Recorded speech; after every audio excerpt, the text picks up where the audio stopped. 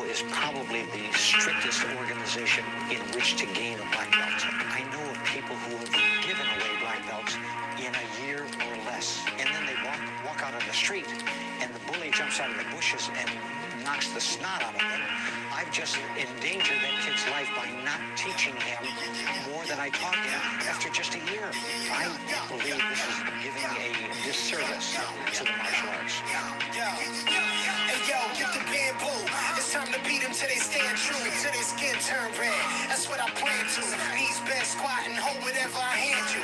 I'm the sensei, you don't tell me what I can't do. Look at you, your form and your stance is unjust. How you gonna learn to disarm before the gun busts? Listen up and dig deep for the wordplay. Everyday thoughts resurrect like the third day. It's by the spirit that we're reminded what the words say. That never ledge is known to give it in the worst way. From the first play, you should feel it in your head, yeah. Now I'm teaching you how to block that style, head to the dome. Take the combos, your mind blows when you consider what I'm Man, if y'all don't got this joint right now, Lies got you underestimating where the song be. Truth is the belt. this joint got me ready to pull the hood up. The question still remains what you gonna do. You can't serve two, so who you gonna On go to? to. Expect the counter when you throw a punch, hands up. And when ain't enough, go to the head of the man's gut, to the head of the land. Hey, Stands up listen. with a stands up.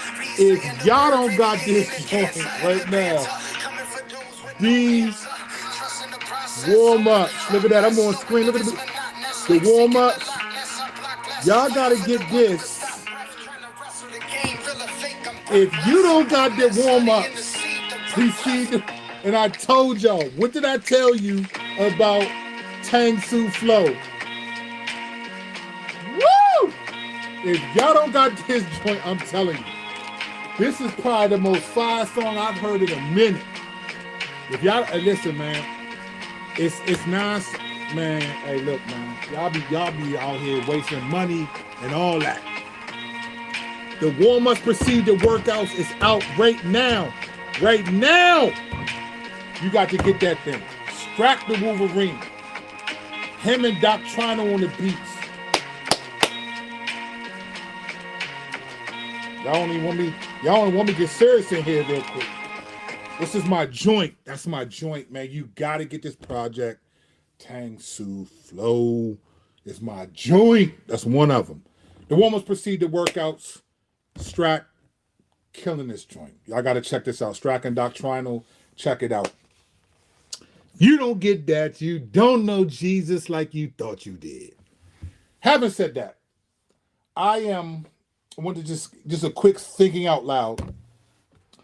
As I am working on the second part of my article, I wrote an article a week and a half ago called "Did Black Evangelicals Let White Evangelicals Say Nigger?" I knew the title would kind of rouse people and get people interested in reading it. I had no clue how many people would read it. This thing has thousands of views, and a ton of people have signed up for the Substack. So in writing part 2 of this article, I was thinking about where some of the dynamics happen, where some of the challenges occur, what's happening in some of these challenges. And I've realized that there is some confusion. Like we often think people are confused about what the gospel is. And I think that's true. Every so often you'll get this book, What is the Gospel? What is this? What is that? And as I was thinking about the last 10 years and how we got into this sort of racialized dynamic, this challenging dynamic, one of the things that I felt like has been more confusing, or if not more, as confusing as what is the gospel? Like at this point, the gospel shouldn't be that confusing. Even if you get like some components, even if you emphasize an aspect of the gospel, right? Like the gospel shouldn't be that confusing 2,000 years later, right? The gospel is the good news of Jesus Christ, his life, death, and resurrection. It's the way that we're saved, right? It's just in a simple form. Or if you want to say, Christ died on the cross for my sin, right? If you want to go there with it, all that. And I think it's broader than just the atonement, but the atonement is obviously of most importance, right? But there's also confusion, and I think we know this, but there's a lot of confusion on what the church actually is. right? There's a lot of confusion on what the church is. And I thought I've seen this over time, but it's become more pertinent to me as I'm writing part two of this article, hopefully to drop it on Monday. A lot of people seem to resonate with what I wrote, and I was grateful, but it was just me giving my narrative, having been behind the scenes, sometimes up close, sometimes aware of the dynamics because I knew some of the major players, right? All of that. But one of the things I've noticed is there's more confusion or just as much confusion about what the church is or the purpose of the church. And so I asked this question on I said this actually this is what made me think about this. So yesterday I tweeted and I put this on Facebook and I was just joking when I did this. I honestly was just joking. I tweeted this yesterday and I put it on Facebook as well that you can't spell Christ without CRT. That was what I put on Twitter and on Facebook. And and I thought, and I just did it as a joke. And then all of a sudden on Twitter, this thing is blowing up on Twitter. I'm like, why I got all these notifications? And so I got like 20 something notifications, some pressing thing, and I'm getting, it's like notifications, people are following me. Some people are laughing with the crying emojis at the tweet, but some people are like, amen, bro, fire, bro. Some people are like, and then other people are like tagging people who are like anti-CRT, like, bruh, can you believe this? Some people like pushing back, like, and I was like, fam, what do you mean? Like, I'm being this. Can you spell in the English language? Can you spell Christ without the letter CRT? Like, you can't. And so, but what was fascinating to me was just the failure to one see the idolatry in all of this. And I'm not talking about idolatry of those who are for or against or one side or the other. I'm talking about all of it, right? The fact that like we're so triggered that you can't even say those letters and you cannot spell in the English language Christ without the word CRT. You can't spell Kurt without the letter CRT, right? It was a joke. But the way people responded to it, people like, yeah, almost acting like because the letters CRT are in the name of Christ, that somehow affirms CRT, that God is for it. Or that because I said that I'm somehow denigrating Christ because of it. And I just thought, so that made me just think about the idolatry of those who I know that profess to believe and all of this stuff. And I realized, you know what? I don't know if we really know who the church is. When we start talking about what is the responsibility of the church, like I'm in a text message conversation right now, and we're talking about this, and a guy said, what do you think the purpose of the church is? And so here was my response. What are you defining as the church? What are you defining as a church? Is it accurate to say that CRT is a new golden calf of the Reformed Church, or should we be aware of it?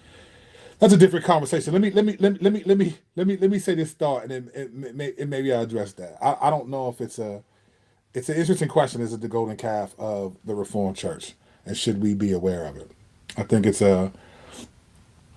but I thought, as I said, what are you defining as church? And let me tell you why I think people get it confused. What is the role of the church, right? When that question is asked, what are you defining as church? Are you defining all the people in the world who profess to believe in Jesus, that only God really knows who is the church? Like we may say we're the church. We would have thought people that walked away from the faith were part of the church until they've walked away from the faith. If they return, cool. If they don't, then they weren't, right? But what are we defining as church? Like, it's confusion, like, because then we start getting these arguments over what we should do. But so there's a couple different levels to who the church is, right? And I'm talking about functionally, not all the theological components of church, like the bride of Christ, about all that being said, right? We know that. What I'm talking about is really when we think of who the church is biblically, it is all people that profess to believe in Jesus Christ, right? The church is also local gatherings of professing believers, right? But the church are also individual Christians, right? A part of that. Like we're the Bible calls us the temple, right? In First Peter 2. I'm not a Christian that's not a part of the church because I'm at my job or I'm here or I'm right here. No, you're a part of the church because you believe in Jesus. So the role of the church is not just this, oh, everyone does this one thing and this is all we do, right? We just make disciples. There's a lot of things that we do and are commanded to do as individuals that are representative of the church. And I think surprisingly, there's a lot of confusion on this. So when people say, what is the role of the church? People separate, well, no, Christians can do all this stuff, but the church is supposed to do this. And it's like, so I'm supposed to, so I'm not, as an individual believer, do I make disciples? Is that, or do I just wait until we're all together as the church and then we all go out and make disciples? Like, it's just, it doesn't work that way, right? The church is not just first of all, none of us even know who the church is. We don't, we're so skeptical of what people believe and we're judging everyone based on every jot and tittle, right? We don't even know who the church is, right?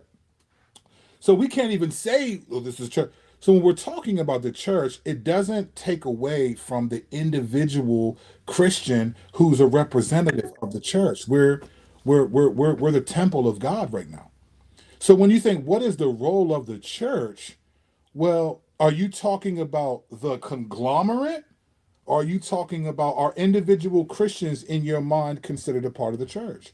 So when Jesus says, you know, when he says, who is your neighbor? And he tells him the Good Samaritan story. And he says, go and do likewise, to be like the guy who took care of when Jesus says, go and do likewise, is he describing the church or individual Christians, right? See, it breaks down when you start thinking like that. In Galatians 6:10, when it says, do good to everyone, especially those in the household of faith, right? Does it mean the church, when it's gathered, we only pray, worship, sing, take the sacraments, but then individually we do that? Like, what are we talking about? And I've seen so many arguments happen because I think there's confusion on what the church is. So are you saying, is the church to you the gathered community of believers that you meet with weekly? And then is it not the church when you meet in your D group, like in your small group during the week? When Jesus said 2 or 3 are gathered is with him, is that under church? Or is it only when it gathers together? Or is it when all of us will stand before the throne? It gets confusing. And I think what happens is we minimize the role of the church because we treat the gathered church as, okay, when we gather, we do this, this, and this. But Paul said, look, when you gather, unbelievers should be in your midst, 1 Corinthians 14. And he said, you should prophesy and not speak in tongues so that they don't think these people are crazy, right? So again, I just, there's more to be said, but I'm trying to cut back on making these long, super long videos. You know, I make these joints long, but I'm just thinking there's a lot more to be said about this. We Man Strike might have to do an episode. Apologize for the no episode yesterday. Sometimes life just gets us, and man, we just got a lot going on. We got a banger for y'all next week. We got an interview next week. We'll let y'all know who that is shortly. It's gonna be a dope interview. I think y'all gonna really enjoy this one. But yeah, I'm just thinking, I think there's more confusion or just as much about who the church is. And I honestly think we're doing a disservice and playing games by acting like, okay, the gathered church is only when we gather together, we teach, we listen to the word, the Acts 2 thing, right? We prayers, we hear the disciple, the teaching, we do the sacraments together, and then when we go away from each other, we're individual Christians with different responsibilities. I think there are things that we do when we gather together and worship as the church. But I don't think that my individual stuff that I'm commanded to do as a Christian is totally separate from the mission of the church. I just don't think so. And I think there's more confusion about it than people are willing to admit. And so we have these really stupid conversations acting like me doing this is not the mission of the church. The church is just to gather and do the sacraments. No. That's a function of what we do in worship to Jesus. We gather weekly. But that is not just the mission of the church. It's not, when Jesus said, love your neighbor as yourself, or whatever you wish others would do to you, do also to them, or these other passages, like, is that not the function of the church? So what do you think of the church? Is the church when it's gathered together and does sacraments and community, that's a church? And then everything else is individual Christian responsibilities? So but the church is always going to be individuals that make up a larger dynamic. It's never a group. It's always individual people that are part of a larger dynamic that we won't fully know until the Lord returns or we go home and till everything's all said and done. Then we'll know who the church really is, because those will be the people who will be in front of the throne in the new heaven and new earth and all those types of things. Until then, I think we're really confused on what the church is, and we're acting like individual Christian duties. And if I'm wrong, show me where you see in the Bible, and obviously not in this because I'm about to end this. You guys can find me online. Show me where you see in the Bible the forbidding of the individual things that people think the church should do, Christians should do versus the church. Like, where does it say strictly when you gather together, you only do these things? And then when you're apart, then you do these things. I just don't see that in any credible translation, but I could be wrong because I don't know everything about the scriptures. Some of you are sharper than me. Show me where you see that distinction made in the Bible, that the church does this and not all, and then the individual Christians are allowed to do this, but only when you.